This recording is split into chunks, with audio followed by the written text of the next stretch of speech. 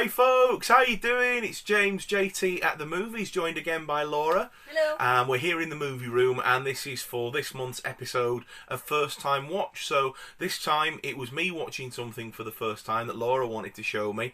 Laura, what was it? It was Cool Runnings. Right, okay, so booing all your hate comments down below right now. What kind of a film fan hasn't seen Cool Runnings? I know, I'm disgusted in myself, folks, and I'm gonna retire right now and take this opportunity to just bow out disgracefully. Yeah, I can't believe I've never seen this film. It's such a classic, and it's one of those films that whenever you talk to anybody, or at least in my experience, everybody's always seen it. And like when I said to you, "You've not seen Cool Runnings," you were like, "What?" It was one of those that was played all the time in school. You know, like when it's the last day of term, you've no work to do, so the teacher puts on a DVD. Well, in my case, somebody at the back of the room would always shout, "Play Cool Runnings!" And that was all we'd watch. It was never one that we watched in school, and for whatever reason, it was never one that I sought out or that my parents ever put on as a kid. And sort of a lot of times when I watch things that I think I've not seen, I either remember bits of them, like, oh yeah, I've seen bits of this before, but absolutely the only thing that I was aware of in this film was the scene where they're in the bathtub practicing the manoeuvres, doing the side to side, and sort of that was the only scene in this film, like a bit of imagery from it, that I knew, apart from the classic poster and DVD cover, which is obviously in the thumbnail of this video. But yeah, so the basic plot of this film is that you've got Doris, who is a runner, and along with three of the other members of the bobsledding team, Yul Brynner, there's a bit of a joke there, obviously, on the play on the name of the famous actor, and Junior as well, are all competing to basically represent Jamaica in I think it was the 1988 Summer Olympics. And due to Junior's clumsiness, he ends up causing Yul and Doris to fall over along with him. The three of them come dead last and don't qualify for the Olympics. At that point, Doris has a sort of a bit of a brainwave to reach out to a friend of his dad's, who was a bobsledding coach, played by John Candy in this film, a character called Irving, and they set about creating Jamaica's first bobsled team. Now, I didn't realise, Laura, until the end of this film, that it was a true story. I did tell you it was a true story, yeah. It is. It's based on an actual story, and it's just such a sweet little thing to make a film out of. Yeah, it was really quite heartwarming. And sort of at first, I didn't realise, like I say, it was a true story. And then obviously, sort of when I realised it was a true story, I was like, oh, that like I say, it makes it all the more heartwarming and all the more real, doesn't it? For thinking, like, you know, a version of this actually happened in real life. So the team start training, and they bring on board Doris's best friend Sanka, who's like I think it's go-karting. They're making go-kart little buggies, and they're racing. Like there's a driver in the cart, and somebody pushes it and steers from behind. And anyway, they bring him in because of its similarities to bobsledding. So of course, when they start training, at first John Candy's not interested, and then they win him over basically through their determination and the character's connection to Doris's father, who's I assume he's dead in the film. But yeah, so they sort of win him over with that sort of connection there, and then start training. They get to the Winter Olympics up in Calgary, Canada, and of course they're not taken seriously, and all the European teams like the Swiss and the German teams are really sort of not very welcoming, are they? No, they're not. And there's a bit of sort of like controversy about John Candy's character, which isn't really revealed, isn't it? That he's cheated or something like that when he was a competitor or a coach years before he cheated. It is revealed how he cheated and everything. But yeah, because he sort of doesn't he do something with weights or something? He puts some weights in the front of the bobsled so that it goes faster. Yeah. And there's a really emotional scene as well, because he meets up with some of his old teammates that are now coaches and judges and things for the Olympic Committee, and obviously they've gone on to great things, but he's sort of on the back of his mistake, as he calls it.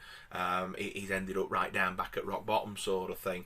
And at first there's hostility there between them all, isn't there? But he goes into the boardroom and he gives a really sort of empowered, impassioned speech, and it sort of wins everybody over at the Olympics. Basically saying, don't punish them for what I did. Punish me, but don't punish my team. I've had to live with, over the last 20 years or however long it's been, I've had to live with that every day. I had the best, was the best, and lost it because of my mistakes. But these lads are trying to do it legitimately. Don't punish them.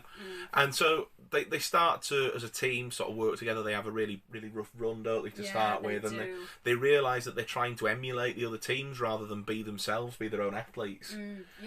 And it's their rehearsing, their practicing just goes absolutely abysmally. At one point, they don't even get in the sled. The sled goes off without them.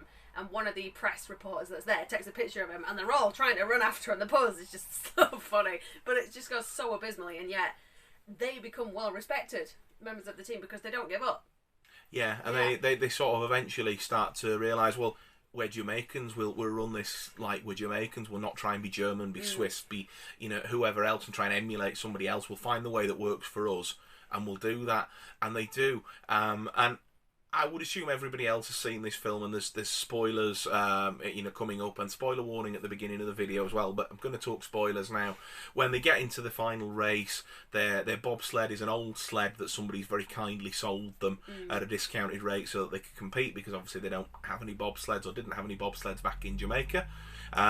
But they end up losing the race because the sled falls to pieces, and they end up sort of on their heads on the ice. But they get up and they carry the sled across the finish line so that they actually finish the race. And it's got sort of one of those, you know, sort of stereotypical 80s, 90s cliche slow clap movement. But do you know what? It really works in this context. It's really good, yeah. Really good. And there's the sort of the scene of even like the guy who's not fully forgiven John Candy at the end, sort of finally respecting the new team and realising that actually, you know, that they are a worthy team. And then it sort of comes up with a title card at the end saying that the team returned to Jamaica as heroes and were welcome back to the next Olympics as equals and worthy contenders. Really heartwarming stuff. So we watched this film on DVD. I actually picked the DVD up in FOP in London, in Covent Garden. I do have it. Behind you guys is the TV cabinet, for anybody who's familiar with my setup. And I have the DVD in there, but I forgot to take it with me. But I've been meaning to replace it for the longest time, because the DVD I've got is just the disc in a case, because I was actually sent it when I ordered something off Amazon or eBay years ago, and they were supposed to send me a horror film. And the case came for the horror film, but the disc inside it, for some reason, they put Cool Runnings in it. Don't ask me why. So I've got this version of Cool Runnings that's never had a case, and I've been meaning to replace it to get the proper artwork, because I'm sure all you collectors out there will appreciate that you need the proper artwork, don't you?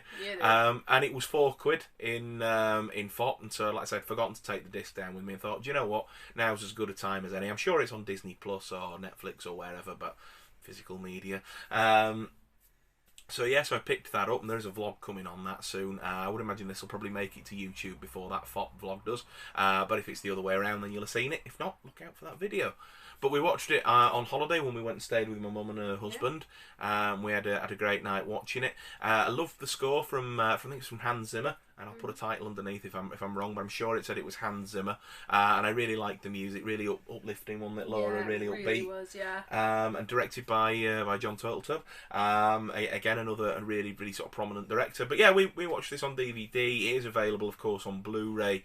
And like I say, I'm sure will be available on HD on some form of streaming somewhere. So those are the ways to watch it. I'm not sure it's made its way to 4K yet for any 4K enthusiasts out there, but I would imagine, given that the DVD was perfectly watchable on a 50-inch screen or whatever it is that my mum's got down there in Devon, that the Blu-ray would be absolutely there'd be no problem in watching that, I suppose, is what I'm trying to say. For those who are interested in the best way to watch that going forward. Laura, have you any final comments on this film? I've done most of the talking because it was my first experience, really, but have you anything you want to add? I think this film is just a really big piece of my childhood, and so I was genuinely surprised when you hadn't watched it. Although there have been films you've seen in your life which I have never seen, and you've yelled at me for that. How have you never seen? But then I guess she got her own back this time. Yeah, I did.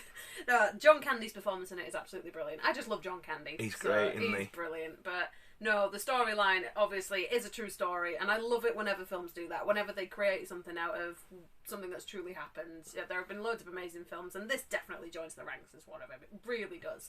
Great storyline, great character relationships. The actors were absolutely brilliant.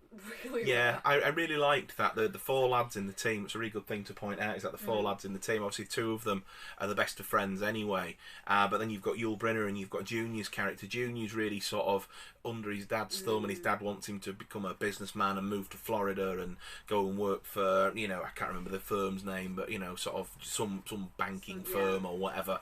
And it's just not what he wants to do. He wants to be an athlete, and, you know, it's about him sort of learning to stand up. Then you've got Yul Brynner, who's really a bit of an outsider and doesn't want to really work with the team, and he really is only genuinely there because he's had his chances sort of scuppered as a runner, and he's sort of seeing this as a way sort of off the island. And yeah, but even he comes around at the end. Sanka, he has this lucky egg that he kisses before he does something really big, and at the end Yul Brynner wants to kiss the egg as well. Exactly, yeah, and there's a really heartwarming scene where sort of Yul Brynner wants to help Junior sort of overcome the fear of standing up to his dad and finally being his own man, and it's something that Junior battles with in the film, isn't it? It sort really of is, yeah. like you hear him giving this speech at the start of the film, "No, Dad, I'm going to be my own man, I'm going to do this, and I don't care if you cut my allowance off, I'll make my own way and I'll be my own man." And then quite a funny seeing the camera things, and it pans out and he's talking to his dog and he's practicing. And then when his dad comes home, of course he bottles it, but it just builds up to that scene later, probably at the end of the second act, where he's like, "No, Dad, I'm going to stay here, I'm going to race." But then his dad comes around at the end, and that's really sweet. His dad's got the team colours on in the stands supporting him, and it just a really good, heartwarming, family-friendly, feel-good film. I had a really great time, and thank you for showing me it, Laura. I'm going to give this an 8 out of 10. Do you know what? I think I'm going to go 8 out of 10 as well. I had a really good time, but having had time to reflect on it and think back on it, because it's probably about 4 or 5 days ago we watched it now. We decided not to shoot the vlog down there, and we'd wait until we were back here in the movie room to see it. But yeah, absolutely, had a great time with it. So there we are, folks. That has been mine and Laura's first time watch for this month. This time it was my first watching Cool Runnings from the first time. If you've liked the video, leave us a thumbs up down below. Leave us your thoughts on the film and this video, of course, in the comments down below. I'd love to have a natter with you guys in the comments and chat about these films. Are there any other films that you think we should be watching and talking about on this channel? Let us know. What are your thoughts on Cool Runnings? Just get involved. Let's have a natter down below. If you're not already subscribed to the channel, please think about subscribing. I would love to have you stick around longer, and obviously it helps the channel to grow as well. Above all else, folks, take care of yourselves, and we look forward to seeing you in whatever our next video might be. But bye for now.